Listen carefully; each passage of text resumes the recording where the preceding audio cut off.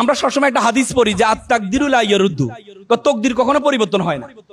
আমরা সবসময় এটা বলি তাকদীরে যেটা আছে সেটা চেষ্টা করার দরকার নাই।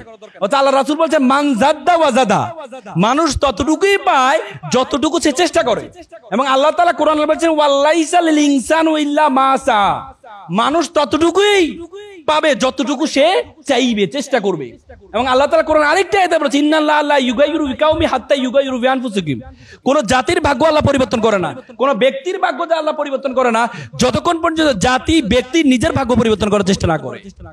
সুতরাং তুমি যদি তোমার চেষ্টা না করো তুমি কখনো সফল হতে পারবা না। আমি একবারে শেষ প্রান্তে চলে আসছি।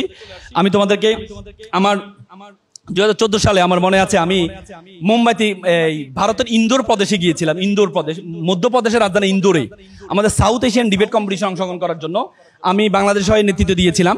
তা আমি যাওয়ার পথে মুম্বাইতে একটা চিড়িয়াখানা দেখতে পেলাম। তো চিড়িয়াখানায় বড় বড় তিনটা মূর্তি, মুখে তিনটা মূর্তি দেখলাম। ডারউইন চিড়িয়াখানা। একটা মূর্তি 2 চোখে হাত, একটা মূর্তি 2 কানে হাত, একটা মূর্তি মুখে 2 হাত। হিন্দি ভাষা লেখা আছে, আমি বুঝতে পারলাম না কি লেখা। তা আমি জিজ্ঞেস করলাম, তারা আমাকে বললো চোখে 2 হাত মানে আমি খারাপ কিছু দেখবো না, কানে 2 হাত মানে আমি খারাপ কিছু শুনবো না, মুখে 2 হাত মানে আমি খারাপ কিছু বলবো না। আমার খুব দাগ কেটেছে। আসলে তো সত্য, তুমি যদি খারাপ কিছু না দেখো তুমি কখনো খারাপ কিছু বলবাও না, আর তুমি যদি খারাপ কিছু না বলো তুমি কখনো খারাপ কিছু শুনবাও না। সেখানে একটা বানর ধরার প্রক্রিয়া দেখছে, একটা খাঁচার মধ্যে কিছু বাদাম রাখা হয়েছে, একটা কলা রাখা হয়েছে। বানর আবার কলা এবং বাদাম পছন্দ করে, সে কলাটা নেওয়ার জন্য যখন হাতটা ভিতরে নেয় তখন সে হাতটা বের করতে পারে না। কেন বের করতে পারে না? কারণ কলা সহ হাতটা বের হওয়ার অবস্থা নেই। পরবর্তী সে ধরা খেয়ে যায়। সে চাইলে এখান থেকে মুক্ত হইতে পারে, কিভাবে বলতো? কলাটা ছেড়ে দিলে, কিন্তু সে কলা লালসা ছাড়তে পারে না, পরবর্তী সে ধরা খেয়ে যায়। তোমাদের লাইফে এরকম অনেক বাদাম আছে।